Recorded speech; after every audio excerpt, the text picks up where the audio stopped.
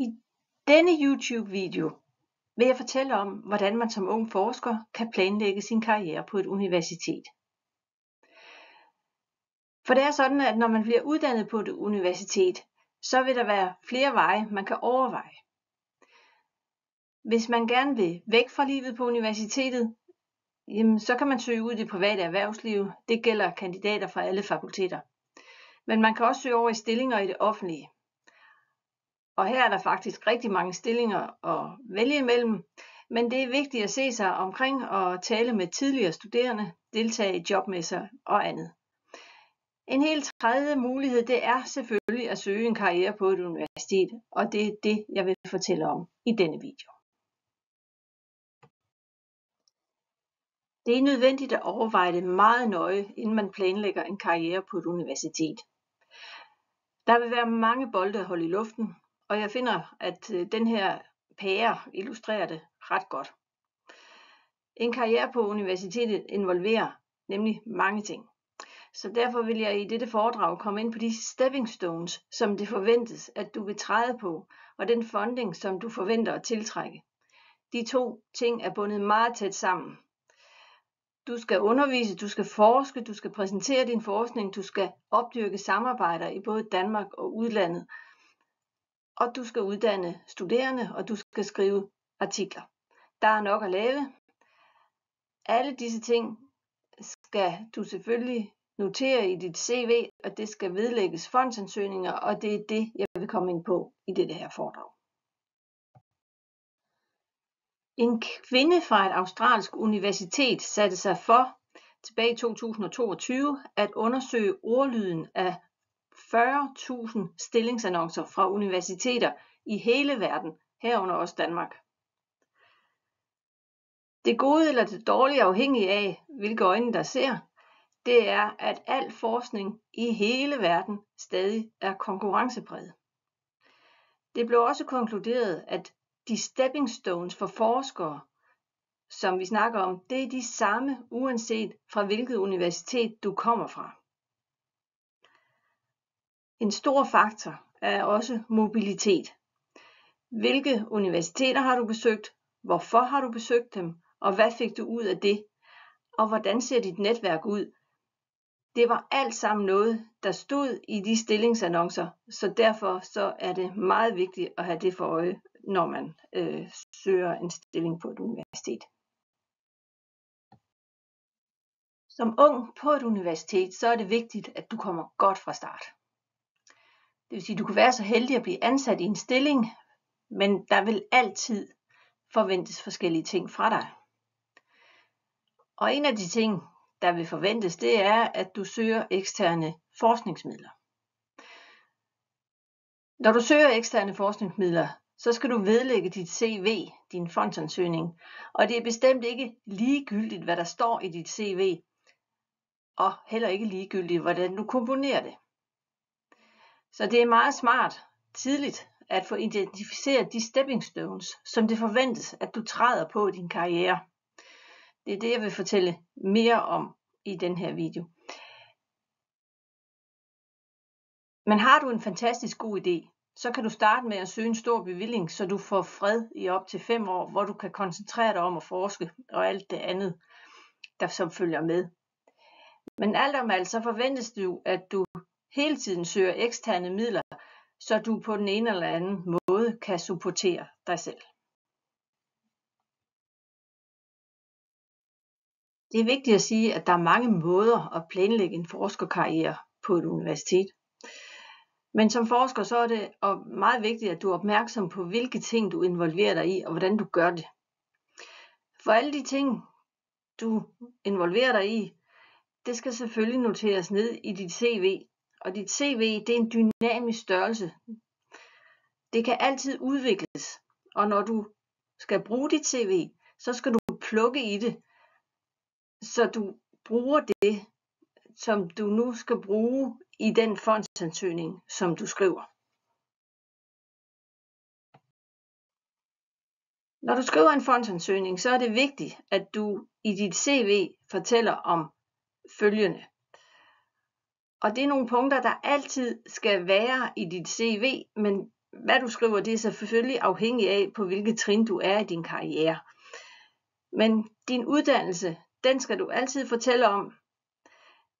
Din Ph.D.-vejledning eller den anden akademiske vejledning, som du har fået, men det er meget vigtigt, at du nævner din Ph.D.-vejleder, fordi din vejleder ofte vil være kendt i systemet, så han eller hun kan fortælle ret meget bare ved sit navn om dit forskningsfelt. Du skal også fortælle om de forskningsprojekter, som du har været involveret i, på hvilken måde du har været involveret, og hvad du personligt har fået ud af din deltagelse. Du skal også fortælle om de eksterne midler, som du har fået. Du skal fortælle om de samarbejder, du har indgået, og hvad du har fået ud af dem. Priser og anerkendelse er vigtigt i dit CV. Og hvis du har publikationer, så skal du fortælle, i hvilket tidsskrift de er offentliggjort. Og igen, hvis du har flere, så skal du huske dit H-indeks og dit citationsindeks. Hvis du ikke er helt sikker på, hvordan du får præsenteret det på bedst mulig måde, så kan du altid kontakte biblioteket på SDU, som kan hjælpe med den slags ting. Ellers så er det også meget vigtigt, at du fortæller om din mobilitet, som du har haft, hvorfor du har flyttet dig, og hvad du har bragt med til Danmark. Men husk, dit CV er altid dynamisk, og du skal komponere det, så du fremstår på den bedst mulige måde, afhængig af, hvilke midler du søger. Ingen skal underestimere vigtigheden af at have et netværk.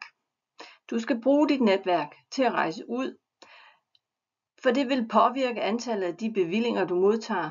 Det vil også påvirke størrelsen af den bevilling, samt både antallet og kvalifikationen af de publikationer, som du forventes at have. Det vil betyde, at din anerkendelse vil stige både nationalt og internationalt. Her er en figur, som viser data, som jeg har trukket ud fra SDU Pro på nat. Og det er jo mig, der registrerer ansøgninger og bevillinger på det naturvidenskabelige fakultet.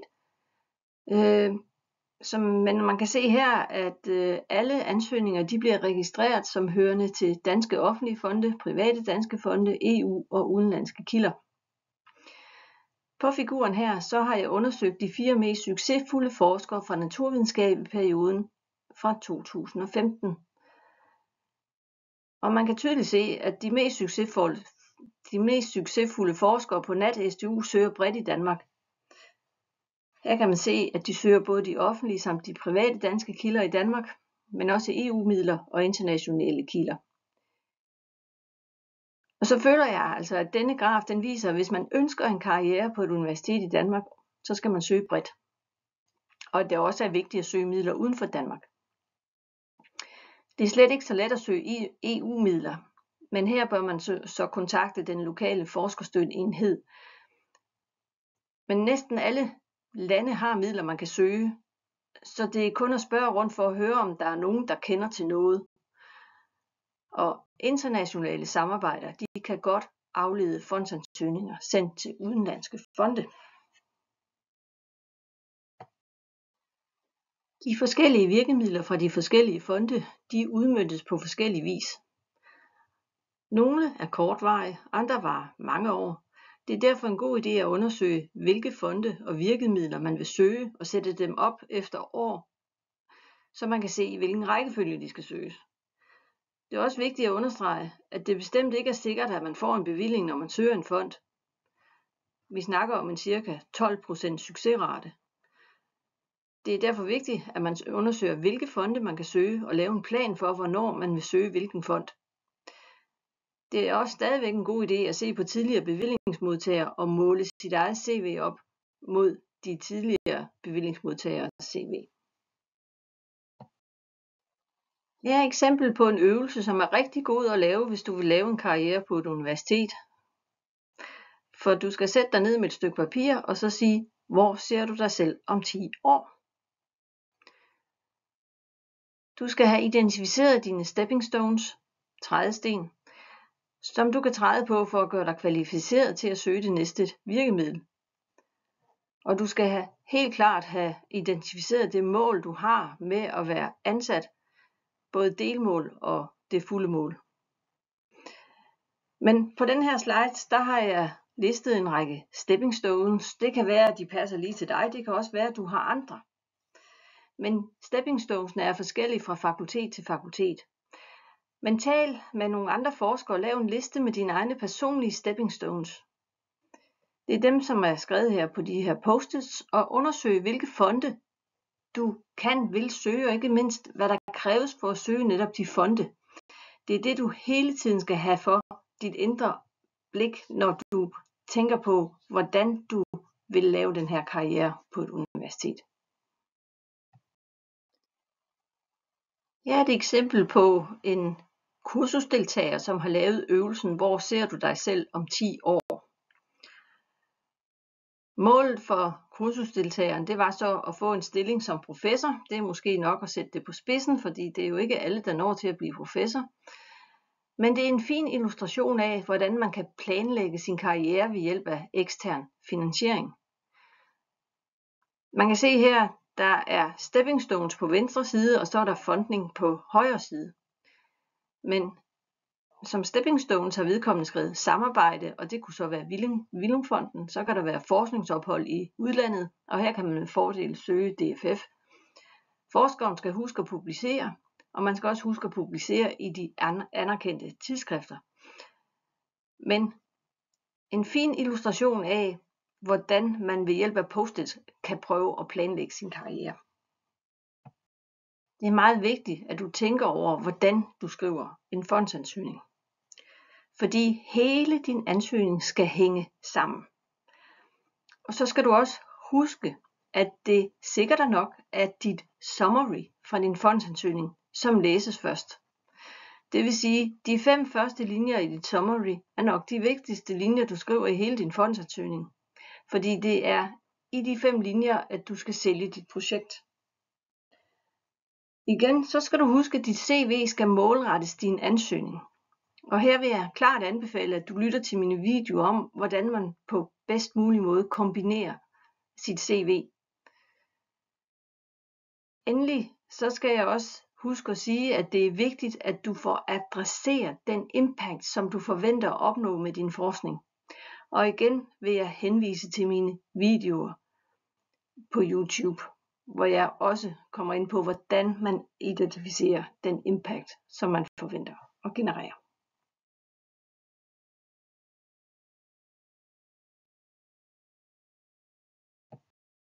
Her vil jeg gerne forsøge at forklare, hvorfor de 5 første linjer er så vigtige i dit summary. Det vil jeg gøre ved hjælp af det her slide, som jeg har kaldt for elevator-talen. Altså, du kommer hen til en elevator, og her møder du forpersonen fra den fond, som du er ved at ansøge. Du er sammen med forpersonen i 3 minutter, mens elevatoren kører op. Når I sammen stiger ud af elevatoren, så har du overbevist forpersonen om, at det netop er din idé, som skal støttes.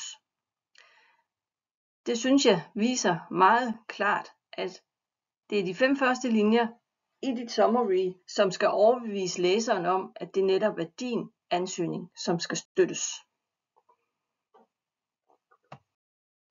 Så har jeg kun tilbage at ønske alt muligt held og lykke med jeres fondsansøgninger og med jeres karriere på SDU. Til sidst et par gode råd. Kontakt jeres lokale forskerstøtteenhed. De findes på alle fakulteter. Og endelig så gemmer der sig en bunke viden og erfaring rundt omkring på SDU. Alle forskere har skrevet fondsansøgninger, og de har alle erfaringer, som du kan trække på. Noget andet er, at I bør i god tid deltage i fondsansøgningskurset på SDU, og her er jeg sikker på, at I vil blive klædt godt på til at skrive en god fondsansøgning. Og til slut så vil jeg reklamere lidt for de videoer, som jeg har lagt på YouTube. De handler alle om, hvad man skal være opmærksom på, når man skriver en god fondsansøgning. Held og lykke!